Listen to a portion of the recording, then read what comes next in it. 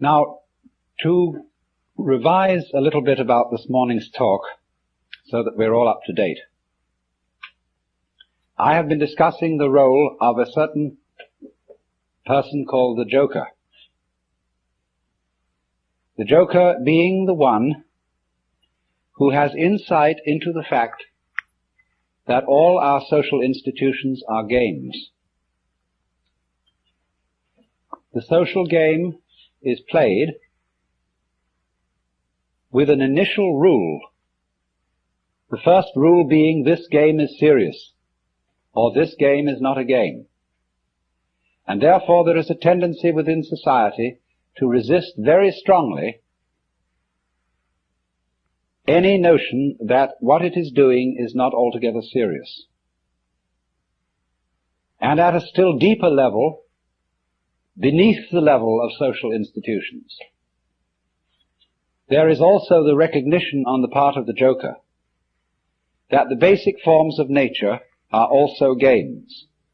The human game, the rabbit game, the mouse game, the bee game, the tree game, the stone game. Because all these are forms of a musical nature, that is to say, they are forms played for themselves. They are played in the most intimate interconnection and interrelationship with each other.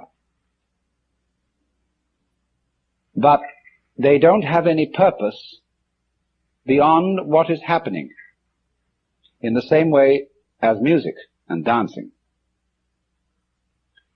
But when people take games seriously, and part of the fun of a game, you must remember, is to take it seriously,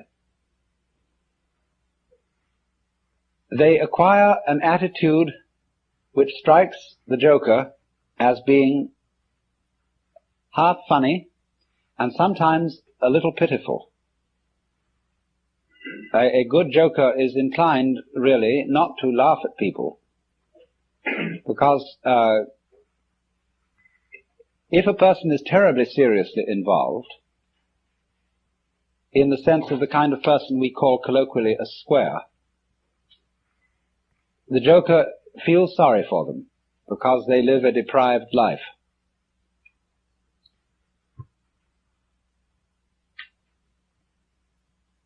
But the point is that he is the one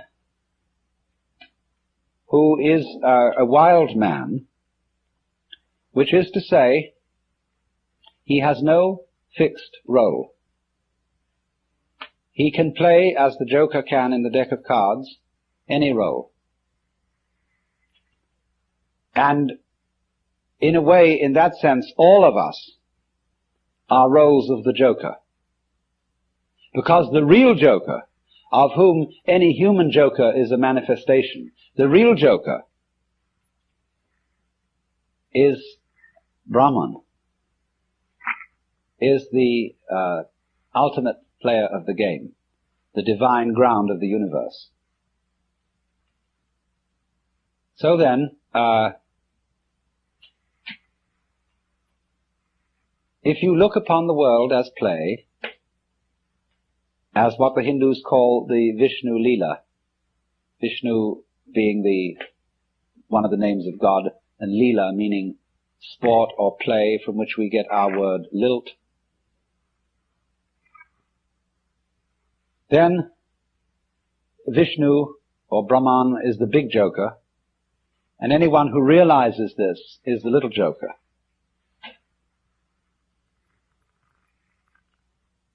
And the art of the Joker is very paradoxical, because it is to give the show away that it is a game, and yet keep the show going on.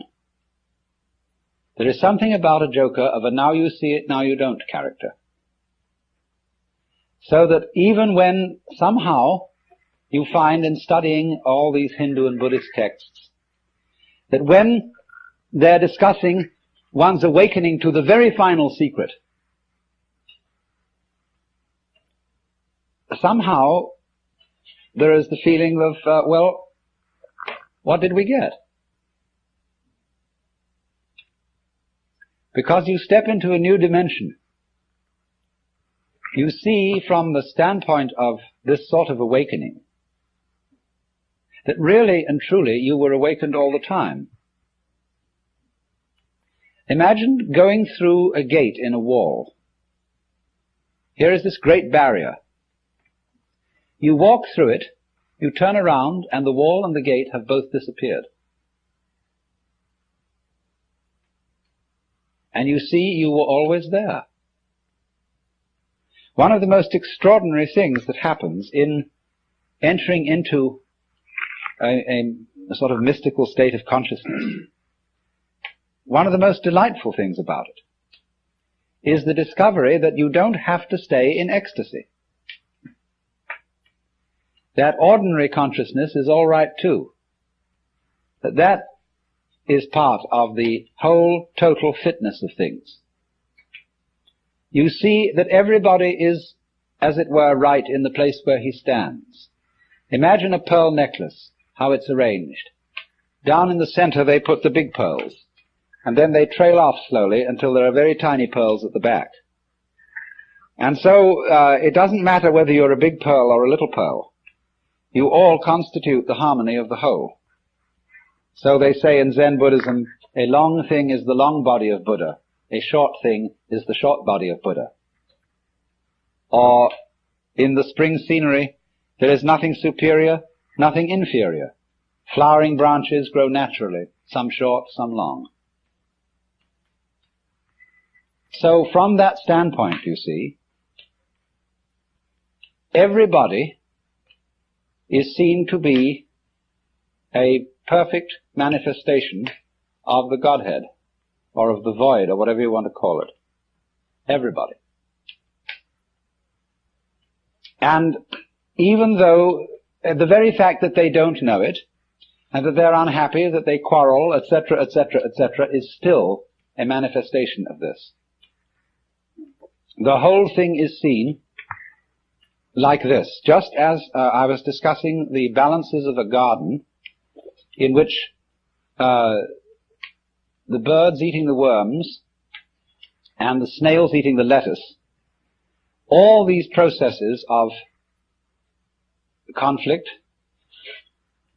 build up the ongoing miracle of the garden itself. So in the same way, things that you see in yourself as neuroses, as forms of ill health, as things that you shouldn't be, they are your slugs and worms. And there is nothing at all in your whole being that's unnatural. All of it is an integral part of the game. And if you weren't as awful as you are, you might be creating very serious trouble. Now, I don't want to say that so that you can say in turn, well, let me be more awful still. You know, St. Paul got all tangled up in this. He, having explained that without sin there could be no grace, he said, shall we then sin that grace may abound? And his Greek, you know, mithi genito, heaven forbid. But this is, of course, a problem that simply has to be faced, that the universe in its grand design has nothing special to do with morality, or rather no more special connection with morality than with anything else. Morality is a part of the universe. It's a way of playing the human game. And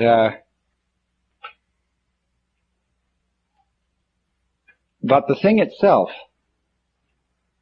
is really beyond good and evil. Now, as I see it, that's the way it is, and whether one likes it or not, it's always still up to you how you want to behave.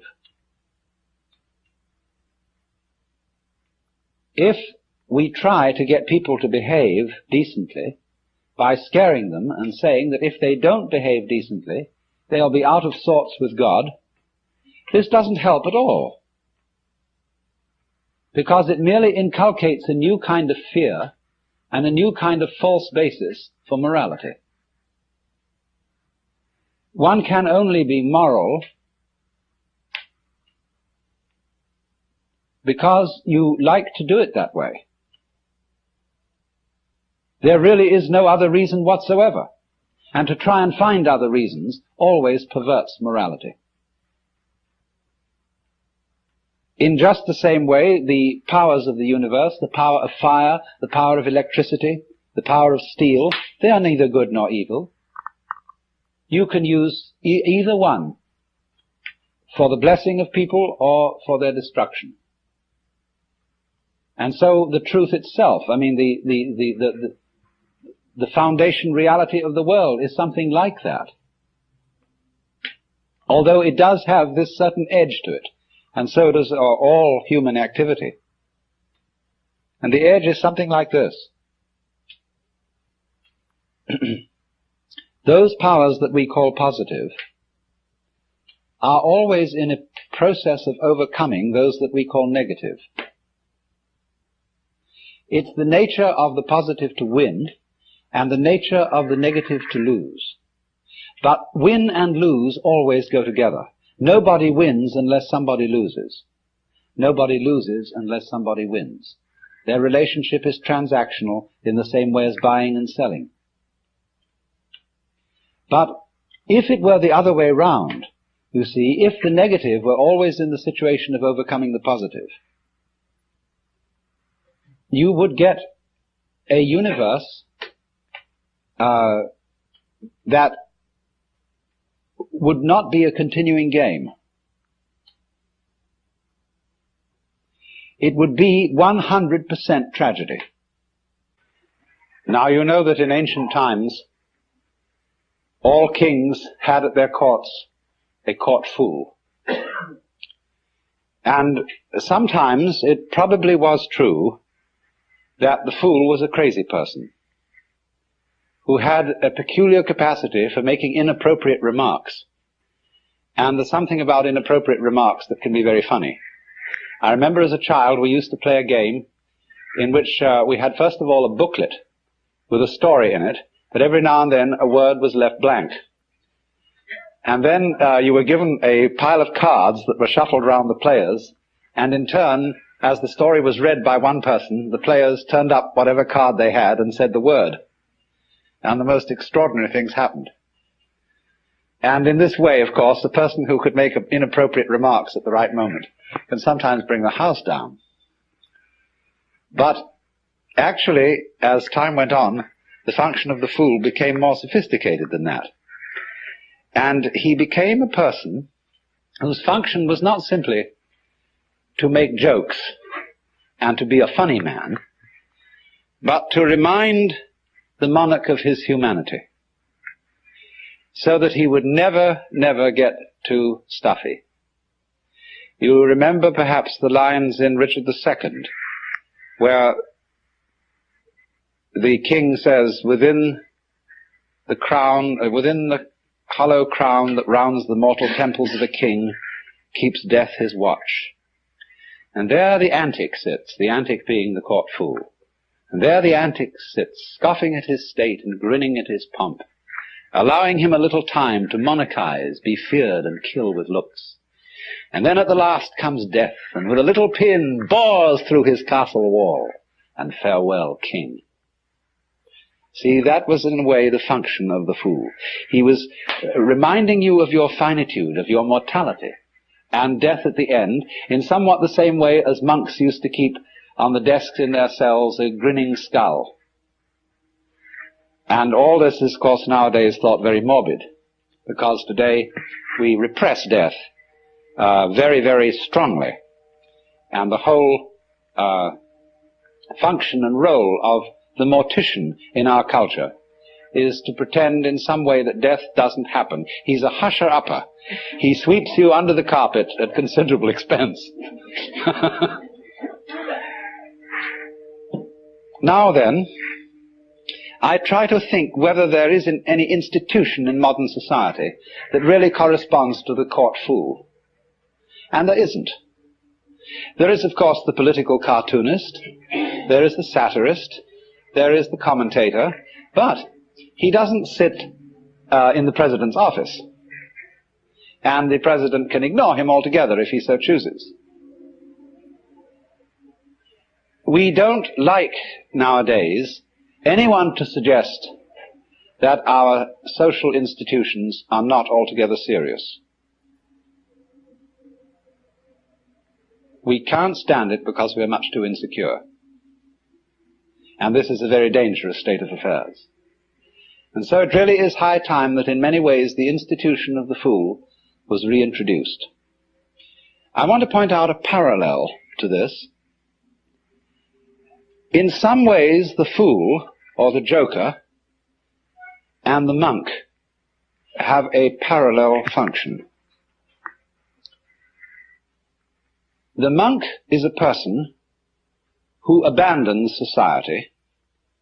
He is an outlaw, only he's an outlaw on the upper side instead of on the lower side. As the ordinary criminal is, as it were, below caste, the outlaw, in the sense of the monk, is above caste. And in the Buddhist religion, at its inception, the followers of the Buddha wore those dark yellow robes because those were the garments of criminals. It's just as if today we were to take the kind of blue jeans they wear over in San Quentin and go around in those, or the old-fashioned striped things that were put on jailbirds. And so they took on the garments and external appearance of the lower outcast, but they were in fact respected as upper outcasts. But in modern society, it is very, very difficult to be in that position. For example, in such a true republic as France, every monk and priest is subject to military service. That is not true in the United States, nor is it true in England. They are not quite so republican as the French. But in this kind of modern society, more and more, you must belong. As Thoreau said, wherever you may go, men will seek you out and compel you to belong to their desperate company of oddfellows.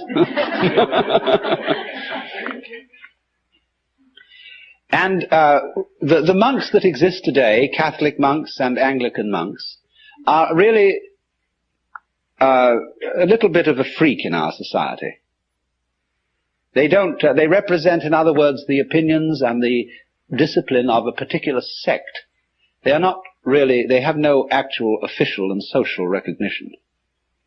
Because, you see, our society cannot stand non-participation. It cannot stand really fundamental criticism. And so it's in a very, very weak state. I remember as a boy in London going often to Hyde Park Corner and listening to people orate against anything they wanted to orate against. They could criticize and vilify even the most sacred institutions, and the police would stand by and pay no attention, sort of lean against the lamppost and let it all go on. And that's because the people as a whole in those days had a tremendous sense of security. They knew they were right, and therefore there was no point stopping anybody from criticizing them. But when you're not sure you're right, you have to stifle criticism completely.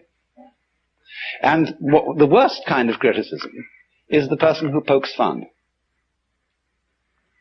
Non-participation of the monk isn't so bad, but the person who somehow suggests that society occasionally is something that needs to be giggled at.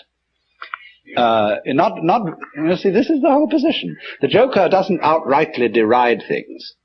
He's not a slapstick comedian. He gives people the giggles about things that they thought were terribly sacred. And that is extremely demoralizing. So, in our day and age, you see, you must belong. And we need to relax on this and allow for non-participation under certain conditions, and these are the ancient conditions. That the person who does not participate in society cannot call upon society for certain things. He cannot call upon the protection of the police or of the army. He cannot call upon education for his children. He's not supposed to have any children. He may, I suppose, in this day and age, make what arrangements he chooses about his love life. But he mustn't be the head of a family, and he mustn't feel entitled to the protection and support of the community. If the community respects him and wants to support him just out of its own free will, then that's their affair. So that's the way of the monk. But the fool is in a different class from the monk. And to understand his role fully, we have to go into a number of preliminary things, the most important of which is to understand the nature of a social institution. Because, you see, the standpoint of the fool is that all social institutions are games. He sees the whole world as game playing. And that's why when people take their games seriously and put on stern and pious expressions, the fool gets the giggles, because he knows it's all a game. Now, when I say that he sees everything as a game, this does not mean mere game. Hamlet, although it's a play, is not mere entertainment. Or when you go to listen to a great orchestra, it is playing music indeed. But you are not seeing something purely frivolous. The idea of game basically is this, that the nature of the world is musical. That is to say, it is doing all these forms of trees and stars and people and all their complexities just to do them. It has no purpose beyond doing it. And in exactly the same way, in music, music has no destination. It isn't aimed at the future. It does travel in time, that is true. But it doesn't aim at a goal in time. The point of music is every phrase as it unfolds itself, and as you perceive the relationship of those phrases to earlier and later phrases. But music itself is dance. It's dancing with sound, and likewise in the art of dancing, you are not traveling. You are not aiming at a particular place. You are dancing to dance. And so what you might call the musical or game theory of the world is that everything that is happening is its own point. It's true that things do develop. For example, the seed develops into the tree. And you might say, from one point of view then, that the point of the seed is the tree. That's the purpose of the seed. But that doesn't really hold up, because then the tree goes and has seeds again. And so you might say then that the purpose of the tree is the seed. Which is which? The whole thing is one process, you see. They really aren't parts. The seed isn't one event and the tree another. It's all one long continuous event, going on and on, just for the sake of going on and on. Now, of course, you can read purpose in it in another way. That is to say that a tree is only possible in a certain kind of environment.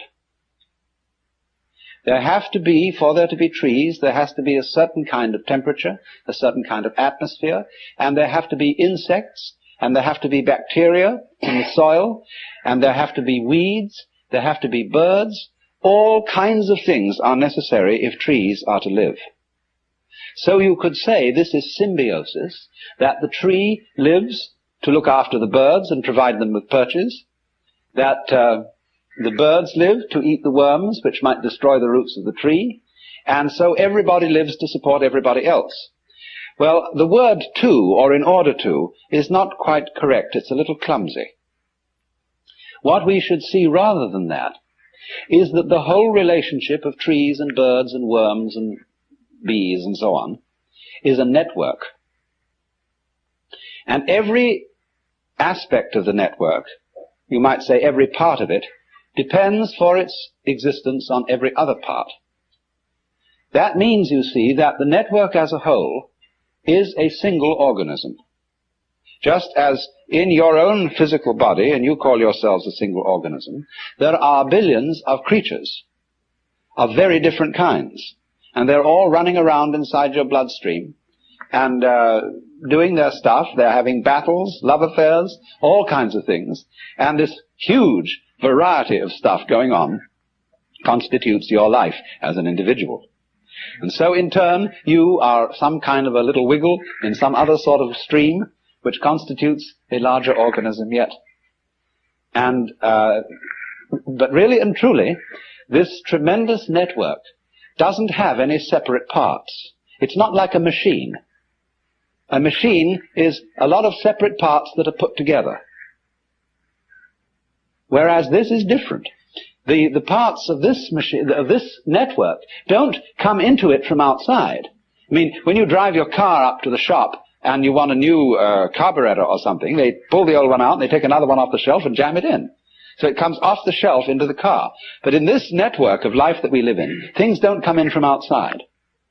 Everything that comes into it comes from inside, which is a giveaway that the whole thing is really one process, and it's all a game, because in the sense that it has no other object than doing what it's doing. That's the fun of it.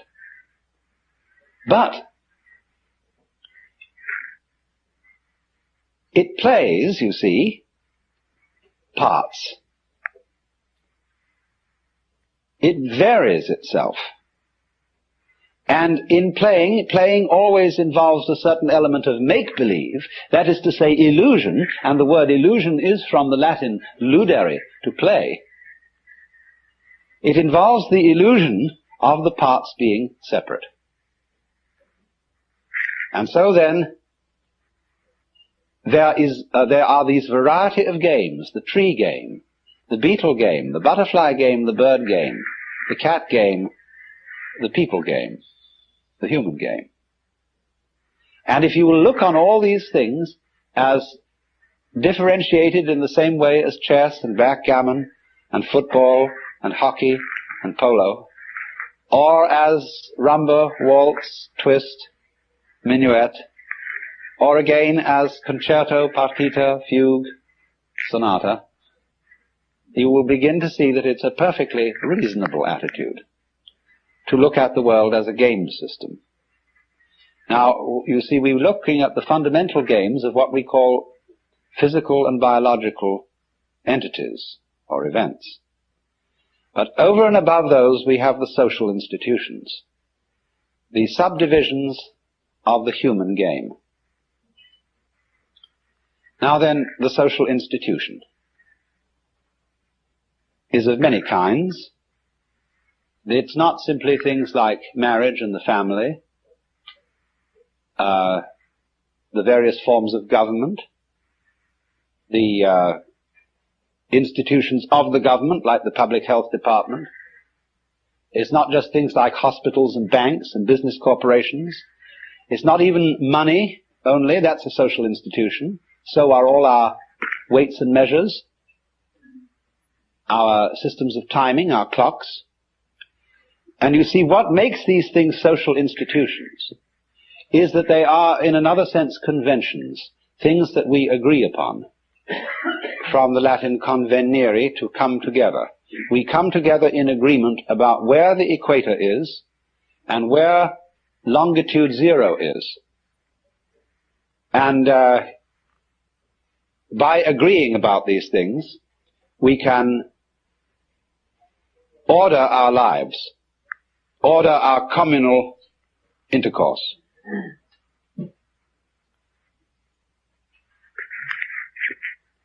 I have sometimes mentioned the Buddhist and, well, they're mainly Buddhist divinities who you see guarding temple gates. And they're called the the heavenly kings, and they're always very fierce, and they carry weapons. And they are the guardians of the 10 directions. In Buddhist philosophy, there are 10 directions, the 8 points of the compass, and up and down. And it's terribly important to keep the 10 directions clear, because if I am not clear about it, I could never meet you at the corner of 5th Avenue and 42nd Street. So I wouldn't meet you at all. I could never have a date without knowing the 10 directions. And so these Dharma kings are the cosmic traffic cops. And they're keeping everything straight so that everybody can know where they are. So these are the guardians of the social institutions. The agreements we have to make about money and language and law, and also about certain values. Some of these values vary startlingly, but they are still social institutions. Did you realize pain is a social institution? In some cultures, like ours, it's very unpleasant to go to the dentist. But there are cultures in which dentistry is no problem at all, but on the other hand, they have extreme pain when their fingernails are cut or their hair is cut. We are very largely talked into pain in extreme childhood. And it varies enormously as to what may be considered painful. And I think it's not only human beings who do this, but animals do. Experimentation with hypnosis shows that pain is an extremely relative thing. Maybe you have to have some pain, but where you have it is very, very variable. Also, we know too that social institutions govern what we notice. An American male pays relatively little attention to the back of a girl's neck. And it's perfectly okay for her to grow her hair down long and cover it. But to a Japanese, the back of a girl's neck is the most exciting sexual feature. And so when you see a well-dressed Japanese girl, her kimono hangs a little bit down the back like this, exposing her neck. They pay no attention, though, to breasts, which seem to so fascinate the American male. It just doesn't seem to appear. And the way that a traditional Japanese woman clothes herself is exposing the neck, but looking very flat in front, and not at all showing the hips. She's willowy. She doesn't look very willowy underneath, as a rule, but she does when dressed in a kimono. Now, so you see, it isn't just that nature has built in to the human organism certain attractive features about other people. It's the social institution of what is to be attractive. And of course this comes out very, very strongly in the vagaries of fashion, and how to do one's hair, paint one's face, etc., etc. But now, social institutions go a great deal deeper than anything we've mentioned. And the most important kind of social institution is that which has to do with role-playing. Who you are. Now, when we ask the question, who are you? People think of this question in two different ways. One person, when asked, who are you, will answer, I'm a doctor. Another person will fall silent because he realizes how profound the question is. He realizes that he's been asked what his ego is. But a lot of people don't realize that when they are asked, who are you? I have noticed just a little bit of difficulty in my investigations of discussing identity with people, that they fix on their role and use that to describe their identity. Their name, their family, their place in society, what they do, what their hobbies are, and so on. All these are roles. And then also there is the role of character playing. all people are more or less taught to act. We are all hams from the beginning.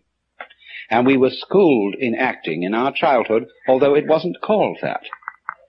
It was called education. It was called upbringing, but a great deal of it is schooling in acting. And you very soon learn as a child from your peers and from your parents what acts are appropriate and what are not. It is the concern of all parents that their child learns a role in life and has an identity by which the child can be recognized. It would be extraordinarily disconcerting, wouldn't it, if a child had one personality one day and another the next. But children can do that. Don't you remember as a child that you were many different personalities, depending on your environment, that you were one person at home with your parents, you were quite a different person out alone with other children.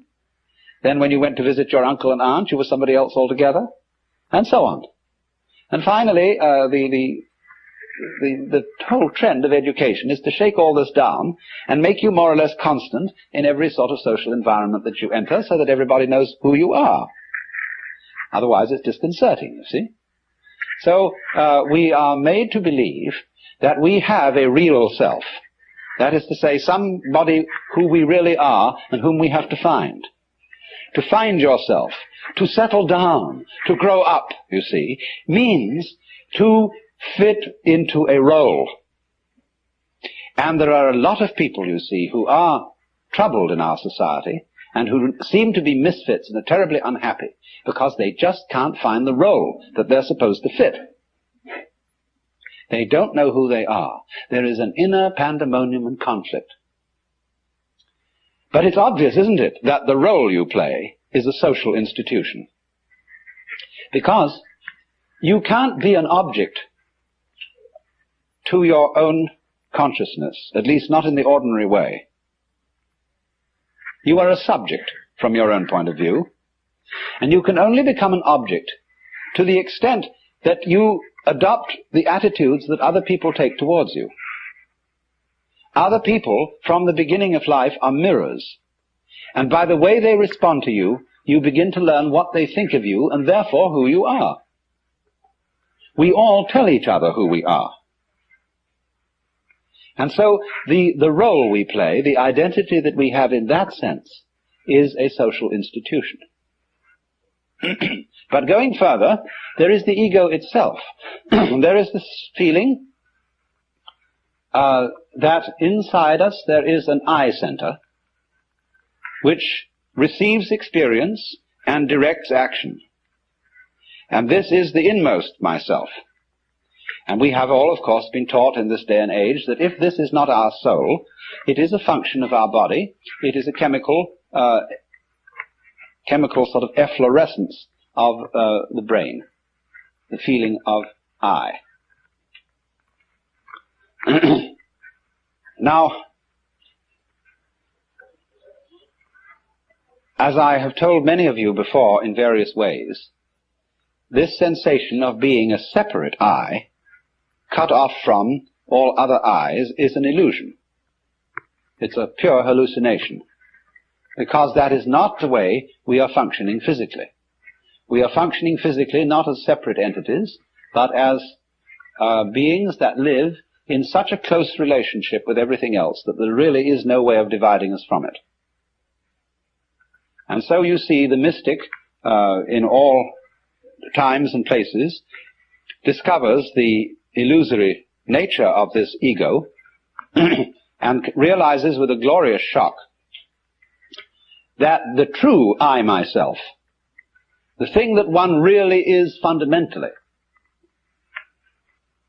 is the entire game, the works. Some people call it God, or Brahman, or the Tao, or whatever you want. The name doesn't make the slightest difference. Anyway, that fundamentally what you are is the which than which there is no whicher. And so relax, don't worry. Because you don't, you see, this doesn't ordinarily come into consciousness in just the same way that the structure of your brain doesn't ordinarily come into consciousness. It's very much there. But you don't see it directly, and you have no memory of it. So in the same way, you have no memory of being the witch in which there is no witcher. But there's no need to have a memory of that, because the thing doesn't need a memory. Memories are only necessary for creatures that have to defend themselves. And to creatures that have problems, they need memories. But the perfectly gloriously happy person wouldn't remember anything, because every experience would be completely satisfactory. All memory is really a form of regurgitation of undigested experience. But you see, also, don't forget, as we all know, memory can be fun, and so can burping.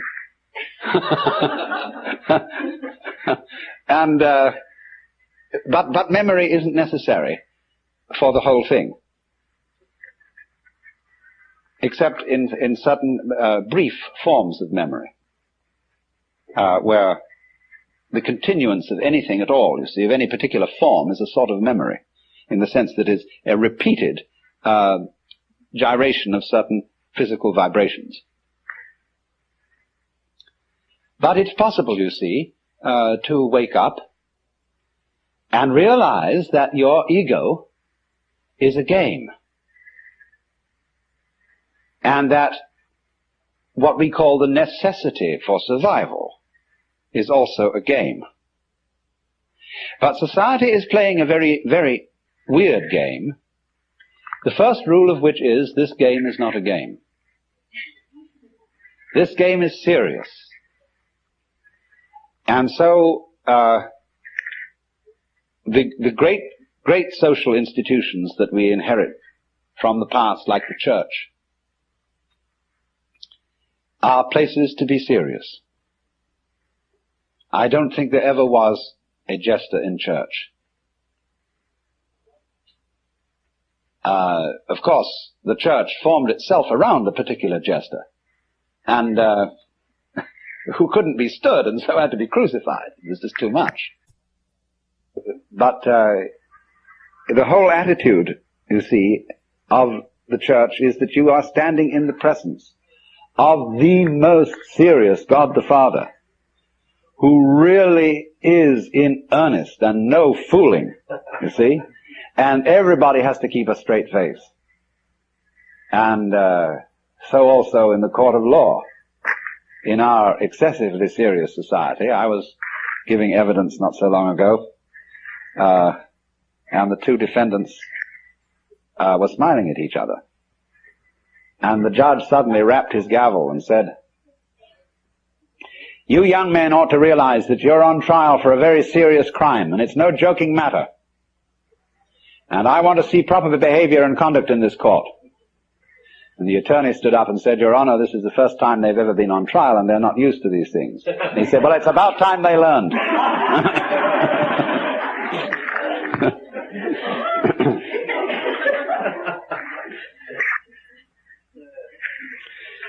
So you see, the thing is that the game, there's always the fear, the underlying fear that the game may be given away. Now that fear isn't altogether unreasonable, because part of the fascination of games is to get involved and in a way to forget that they are games. The actor on the stage does his damnedest to persuade you that he is moving in the real world. And children love to get completely absorbed in their games and get the actual thrill of adventure in playing at war and so on.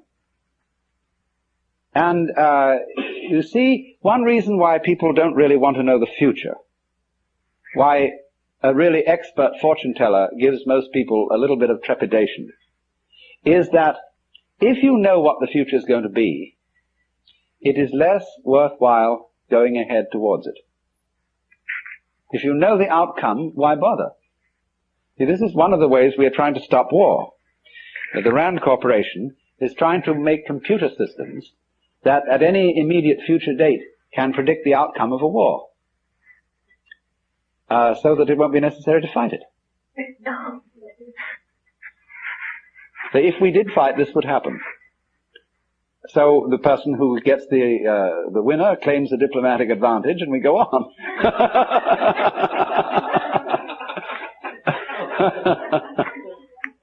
So this is the reason, you see, why we don't want to know that the game is only a game. Now, if we can make believe that the game is real, whatever that means, we are not really very clear about that. But somehow we know what it means in our bones if we don't know very well in our heads. What is for real? And we're always testing things out. What is for real? But when the whole world game becomes too real, and people become too earnest, it's highly necessary to play a new game, which is the game of game against non-game. As how far can you get away with giving the show away about the game? Nobody really wants to go the whole hog until you're ready for final nirvana. You know, then you give the show away so far as you're concerned. And that's it.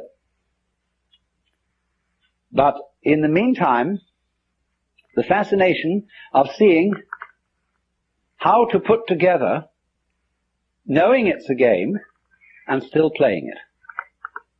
And doing this is what in Mahayana Buddhism is called being a bodhisattva. A bodhisattva is a person who doesn't give his show away completely. He doesn't simply release his consciousness from playing the human game. He is released and yet still in it. He knows the human game is a game, but he goes on playing it with considerable gusto. And his gusto derives in a great deal from the fact of knowing it's a game. You see, you can do that. And it's one of the peculiar properties of self-consciousness to be able to know it's a game and yet enjoy doing it.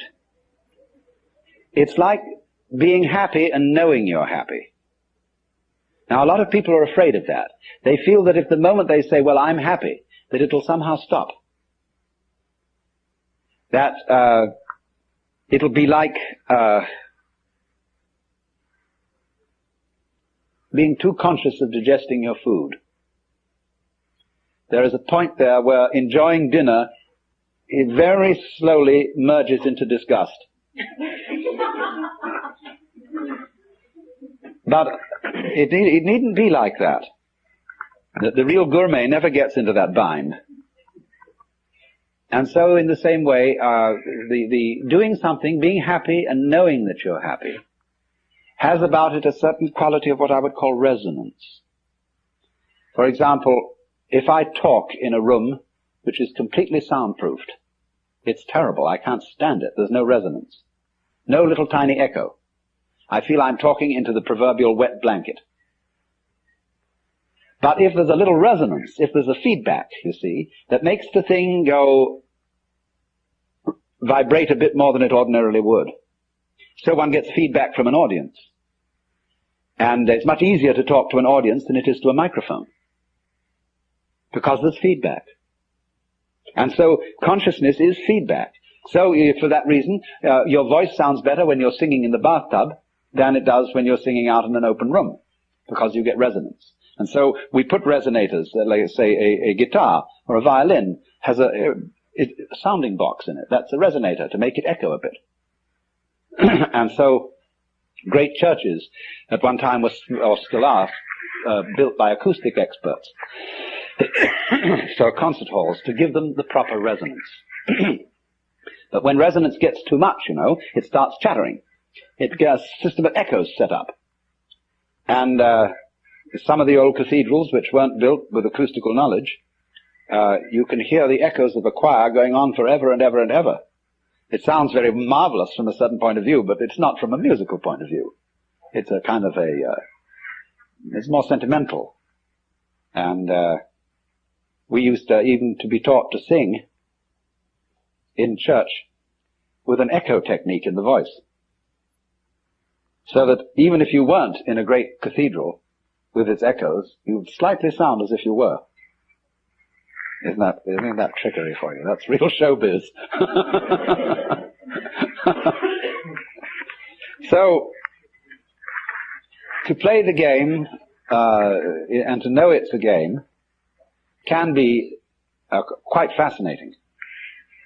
And not really giving the show away, but giving it away enough, somehow. And that, you see, is the joker's function. So, what he is doing then is he is in a point of view where he sees all that is going on as a game.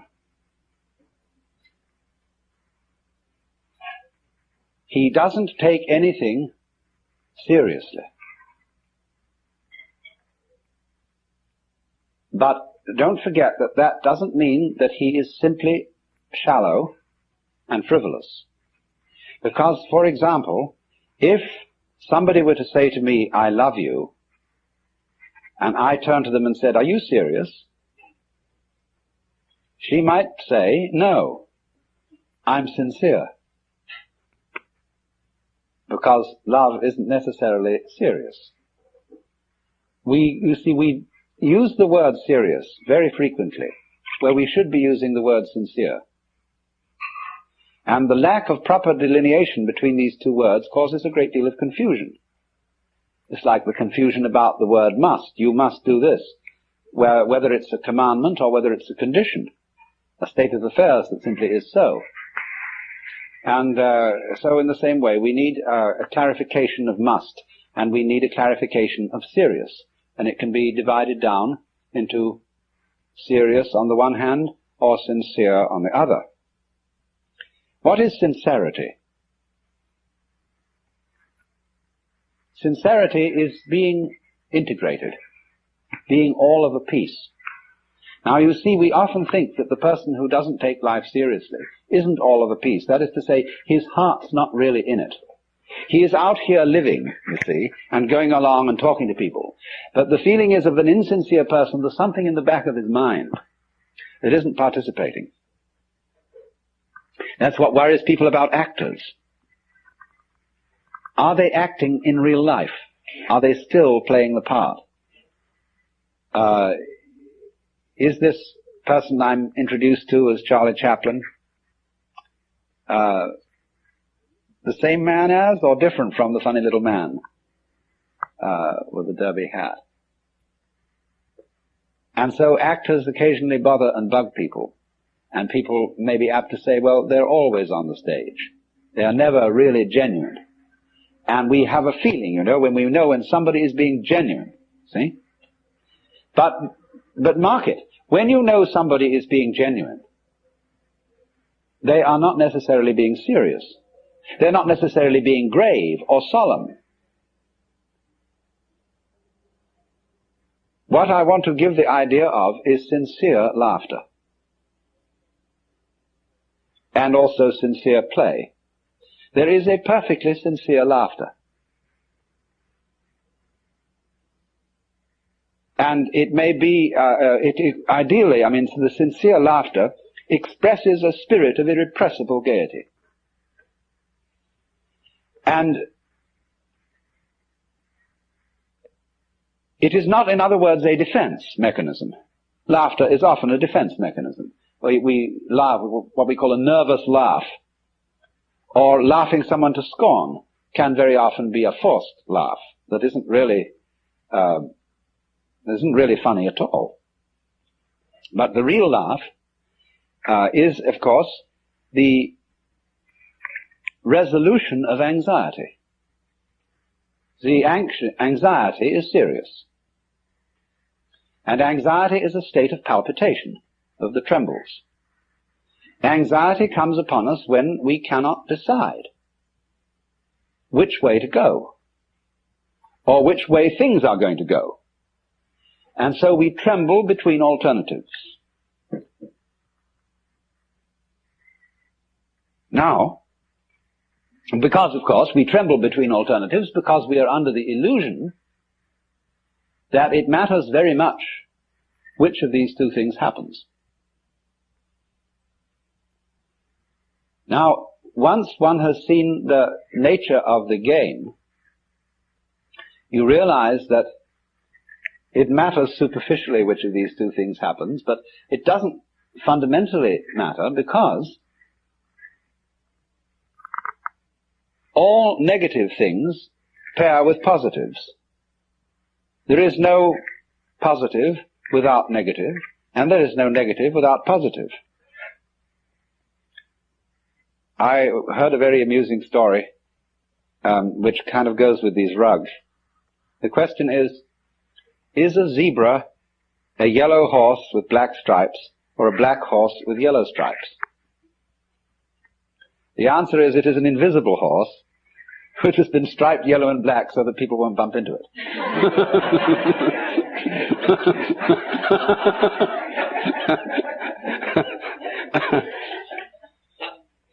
Now, in a similar way, reality is an invisible state of affairs, beyond all description and thought, but it has been striped black and white, so as to be seen.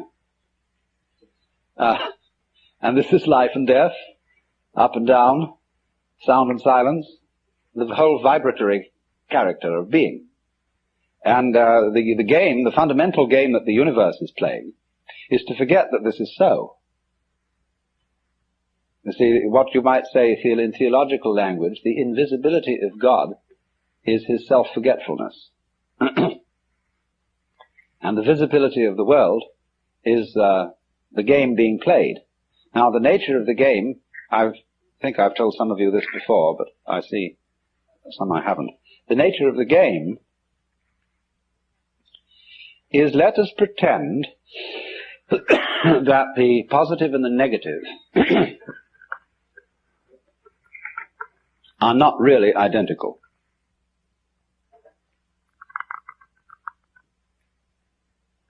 You see, they are explicitly different, but implicitly the same, because they always go around together. And that reveals a hidden, implicit conspiracy between black and white. And the truth is you can't have one without the other. But if we can pretend that they don't go together, that they are actually enemies, then we can have all sorts of games. The first game of which is, oh dear, black might win. The next game is, but white must win. And from that position, you can develop all the games you want. And it's interesting, isn't it, how so many of our table games, like chess and dominoes and checkers and so on, use the black and white pieces. And you can find in the conventions of chess, one could discuss all the problem in terms of chess. When I bring up the joker, of course, we're in a way discussing it in terms of the game of cards, because the joker is the card beyond role, the card that's wild, that can be any card in the pack. In other words, it's delivered from being a particular someone and can be in anyone. And it pops up here, and it pops up there, and it pops up here. And you never know where is the joker, who is the joker. You see? The thing that we have to understand, really, is that all the roles are the joker playing them. And the joker is looking at you out of all pairs of eyes. There he is.